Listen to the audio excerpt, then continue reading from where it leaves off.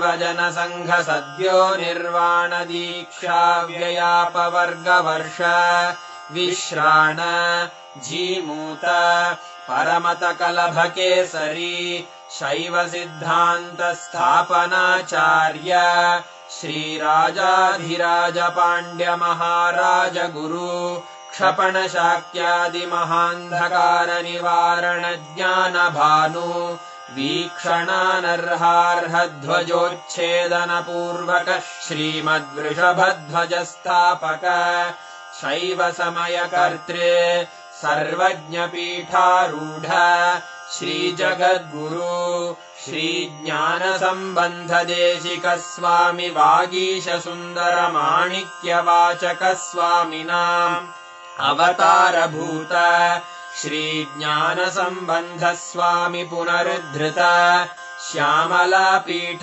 सर्वज्ञपीठ त्रिनवत्युत्तरद्विशततम गुरुमहासन्निधान अरुणगिरियोगीश्वर परम्परागत अरुणाचल सर्वज्ञपीठ गुरुमहासन्निधान कैलास परम्परागत काञ्ची कैलास सर्वज्ञपीठ त्रयस्त्रिंशदुत्तरद्विशततम गुरुमहासन्निधान नित्योत्सव नित्यमङ्गल नित्यकल्याण नित्यरजित कैलास परम्परागत आदि कैलास नित्यानन्दपीठ महासंस्थान महासिंहासन पीठकर्तः साक्षात् श्री परमशिव समुद्भूत कैलास परम्परागत वैवस्वतमनु इक्ष्वाकु हरिश्चन्द्र भगीरथ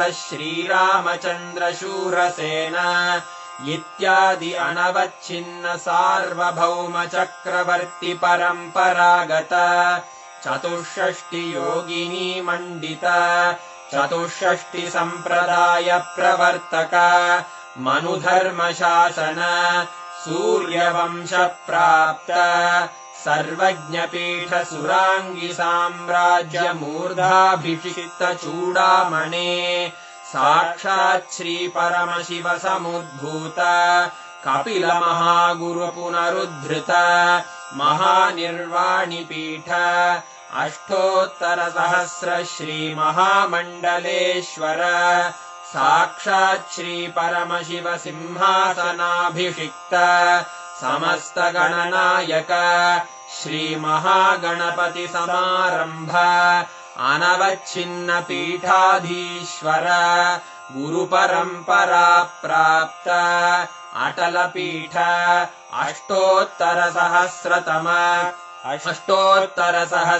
श्री अटल पीठाधीश्वर धर्म मुक्ति स्वर्गपुर स्वर्ण पीठ त्रयोविंश गुरु महासन्निधान कैलास परम्परागत आदिपीठ सर्वज्ञपीठ जगद्गुरो श्री कैलास पुनरुद्धारक श्री कैलास परमाचार्य श्रीमत्परमहंस परिव्राजकाचार्य वर्य सच्चिदानंद प्रणव स्वरूप श्रोत्रिय ब्रह्मनिष्ठ श्रीमज्जगद्गुरु श्रील श्री भगवत् श्री नित्यानंद परमशिव श्री ज्ञान संबंध देशिक परमाचार्य स्वामिन् अत्रागत्य परिपाल्य च अस्मान् विज्ञान वितरणेन विजयी भव जय जय।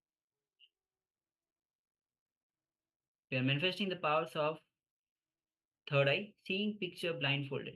So any detail that you saw through your third eye, just share it. Whether you heard it as a sound, you had you had some smell of something, you had some visualization, you had some imagination, or you had some images in front of you, or you just had something black. Take a moment to share what was revealed to you. And for those participants that are newer to the Paramashivoham program itself, the power manifestation occurs from the space of oneness, from the space of oneness with Paramashiva, the source of everything, and space of oneness with the Supreme Pontiff of Hinduism, with Swamiji himself, who is the embodiment of Paramashiva.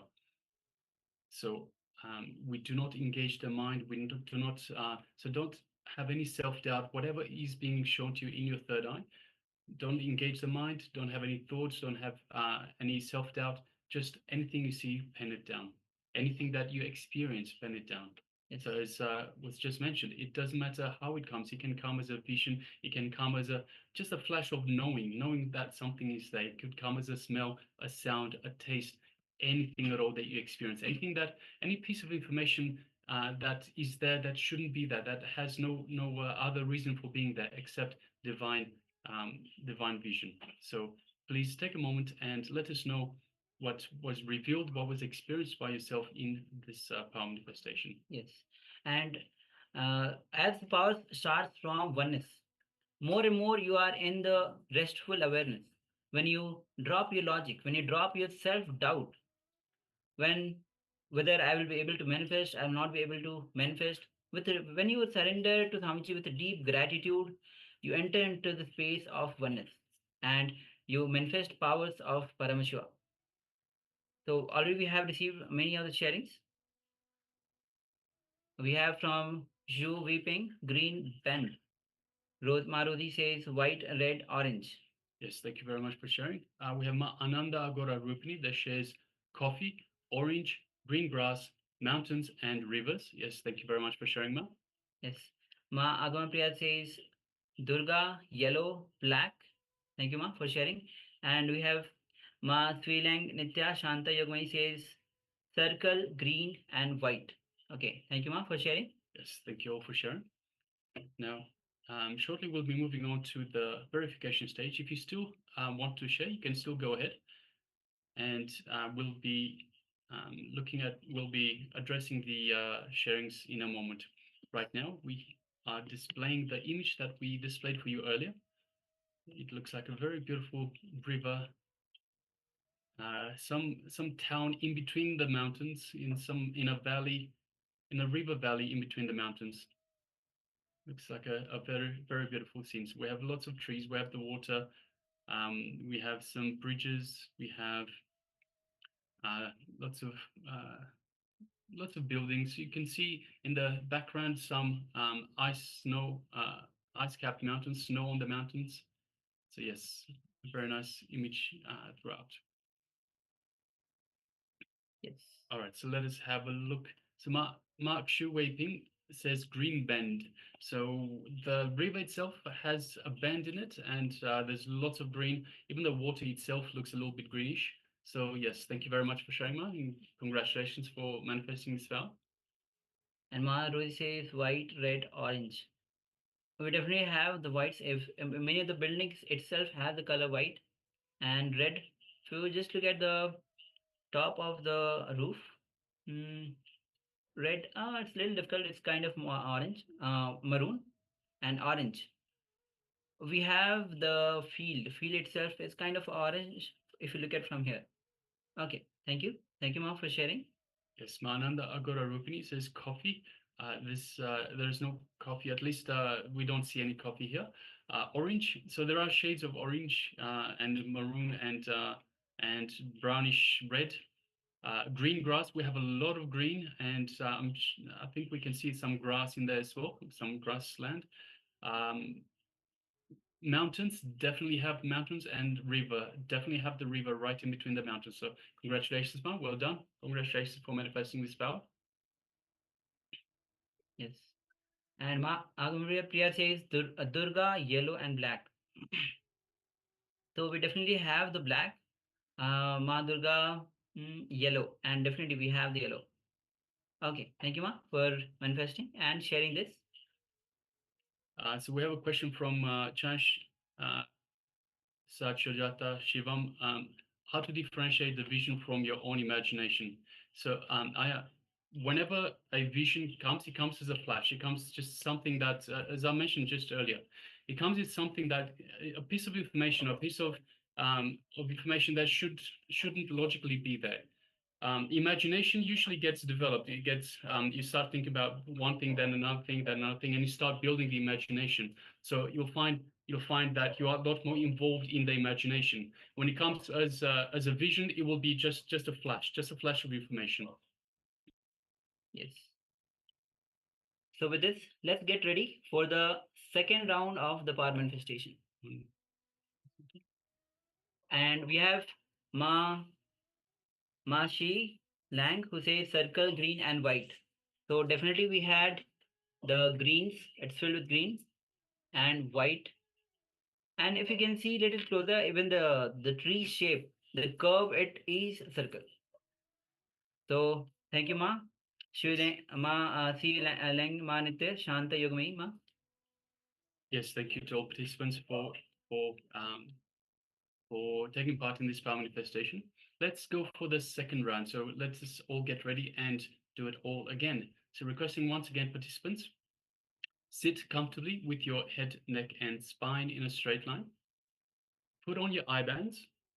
So if you haven't got an eye band, you can use any piece of cloth, anything that can cover your eyes, anything that is opaque in nature, such that you can't see through the cloth itself. So requesting participants, please put on your eye bands or any piece of cloth. Sit comfortably with your head, neck, and spine in a straight line. We sit with the head, neck, and spine in a straight line to allow for the Kundalini energy to flow freely.